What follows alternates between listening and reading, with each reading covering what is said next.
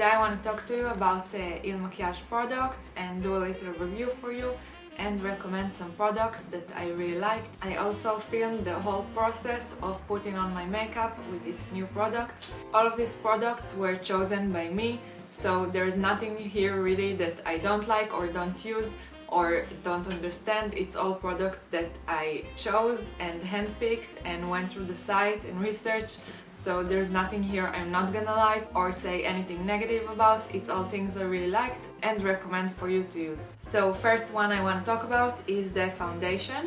I actually use airbrush foundation and I've been using it for a few years now, so I'm used to a very liquid, thin layered foundation.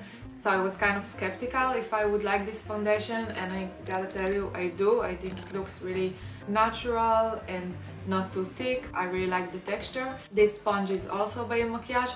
I put it under a stream of water and squeeze it a bit to make it more puffy and more comfortable to work with.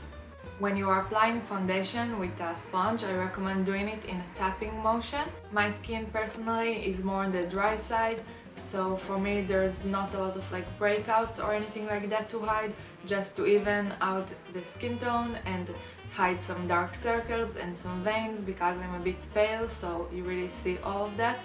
So I used a really light layer, and to do that you just need to use just the sponge, like no brush, no anything, just to make it as light as possible. And also don't forget to go a bit down the neck and on the cleavage if it's showing. So as far as the foundation, I think it passed my test of being very used to airbrush, and I still think this looks really great and I would definitely use it again. After putting on all the foundation, I just powdered it and then I used the blush. This blush is called Isla Bonita. It's mineral baked blush. It's very pink. I really like the shade, and also it has a bit of a shine to it, kind of like a highlighter effect, which I really liked. When I'm doing PinUp Makeup, I mostly leave my face matte, but I do like just the cheeks to have a highlight. It makes the cheeks look so much cuter and super like fun and happy. I don't know. I think it really goes with like a PinUp style, just to have highlight over here. I also use their Tulip brush, which I really loved.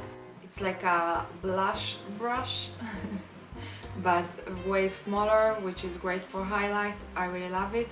So you can use it more on your like upper cheek bone, and also you can use it like I did on my chest or just in small areas, or you can use it for blush just to put it more in a specific area, or just like do it in small portions, which I really enjoy doing today.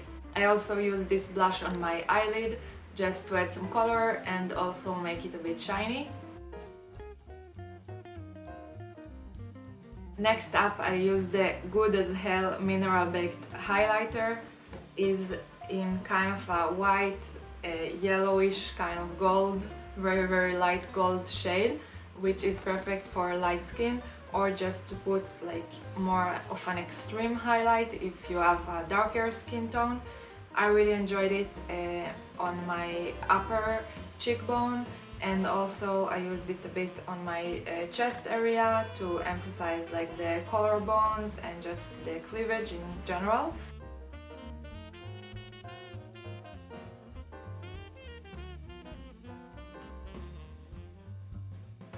And of course I love using it on the cheeks, like on the roundest point of the cheeks, like right here, to give it really like extra shine when you smile and your cheeks get rounded. Next, I want to talk to you about the most like loved and hated topic in makeup, which is eyeliner. I personally use gel eyeliner because I like the control of it. I don't like the determined product of like having a liner that is already with the product or something like that. I like to use two different products, a brush and the gel eyeliner. That way I have way more control and I can choose how much product I want, and also if it dries it doesn't matter, like I still have this brush that I like, and the gel eyeliner is like a different product that when it dries I only have to renew it. So I find it much more professional and just a better way to use eyeliner. I really loved this brush. It's very pointy and kind of like tough. It's not too flexible, which is awesome for eyeliner. I really liked it. So this mascara I actually been using for a few months now. I think this is like my favorite mascara at the moment.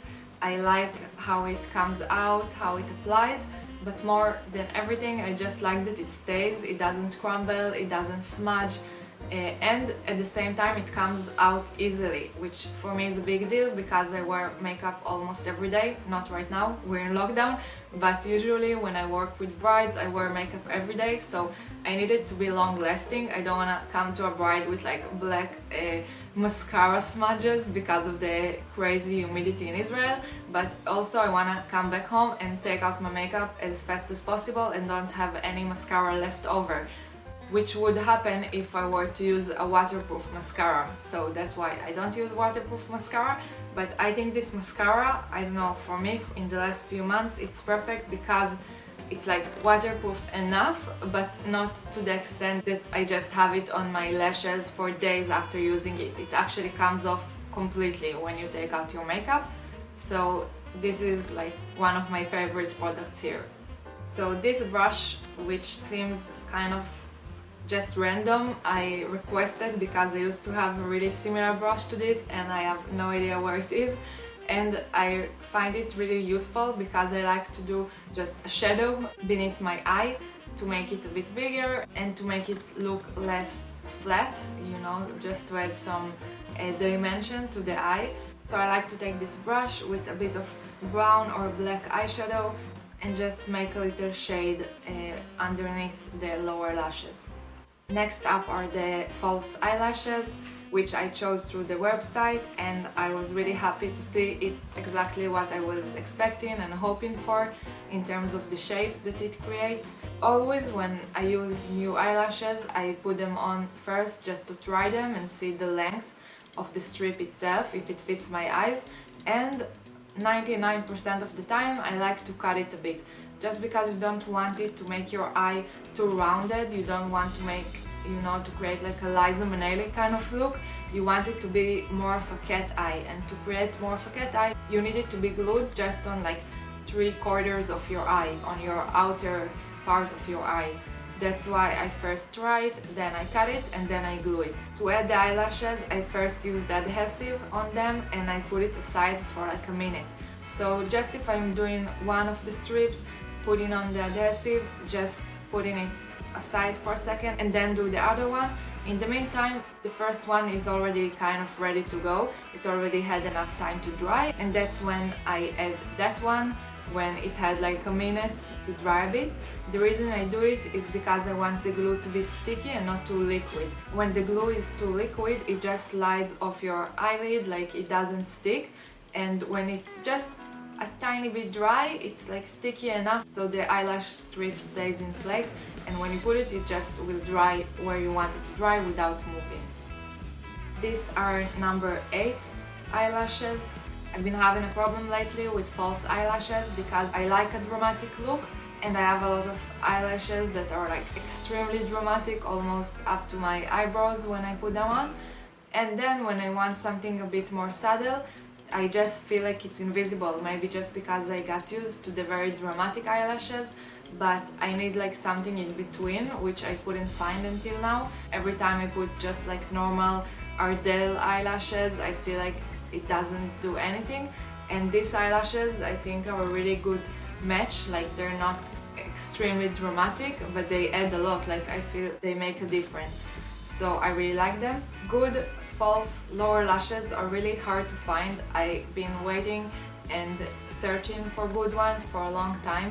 Usually all of them, from some reason, like they go like this at the end of each group of hair, and I like it to go like pointy and be more like sharp, which gives more of like a 60s kind of look, and it makes more sense because if you're putting mascara on your lower lashes, you usually, you know, connect them into groups that are pointy, so I think this makes more sense and looks more natural, and I'm really happy with these ones. I'm gonna be trying to have them last as long as possible in terms of like reusing them. So to reuse them, just make sure you take out all the excess glue and clean them with maybe a bit of alcohol.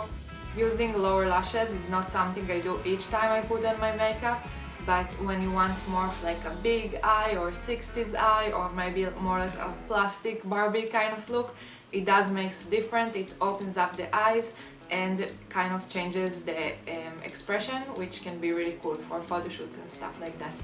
And we reached my favorite part, which is the red lipstick, of course. But even more than the red lipstick, I'm actually obsessed with the lip brush, which sounds like so specific and not relevant, but actually a good lip brush is everything for me. It makes the shape of the lips better, and it helps make the lipstick sharper and help control the shape of the lips you want to create.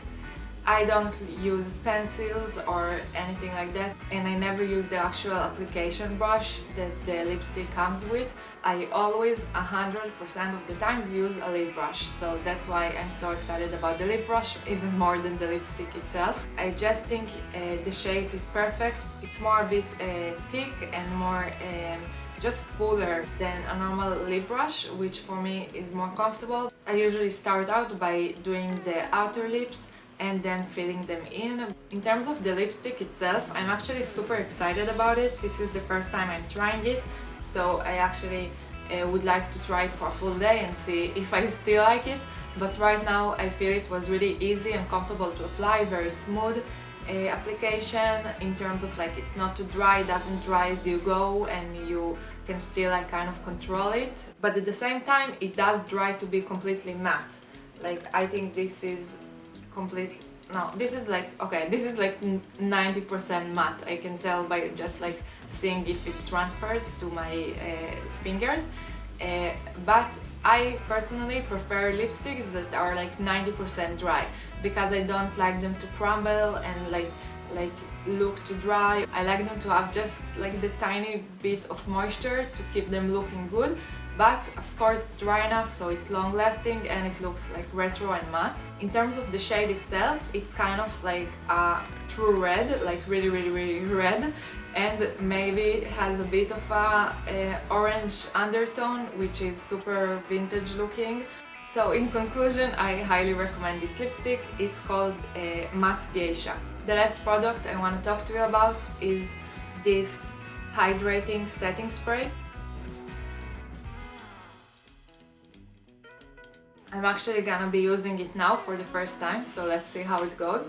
When using a setting spray, make sure to leave your face completely relaxed, like don't smile, don't do any expressions, and leave your eyes closed, not like this, but like very relaxed. So let's see how this goes.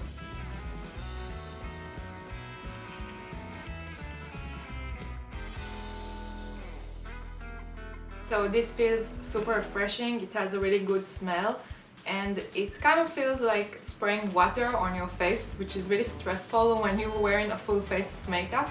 I'm not used to it, but I think it kind of dries. I think I kind of feel it drying. I will have to check it for a few full days and see how it works. So I can't really tell right now. All I can say is it feels super fresh and refreshing, and I can kind of feel it drying, so I guess it will help the makeup, but let's see. So I really hope you enjoyed this review and maybe got a few tips out of it. I'm just gonna talk to my Israeli followers for a second, so apologies in advance. רק רציתי להגיד לכם שיש לכם קוד הנחה של 15% בחנות של אילמקיאג' באינטרנט. הקוד נמצא כאן. מקווה שתהנו מהמוצרים. אם רכשתן, תספרו לי בבקשה מה רכשתן והאם אהבתם את זה, אשמח ממש לשמוע פידבקים. Let me know if you have any questions. Thank you again for watching and see you on my next video. Kisses!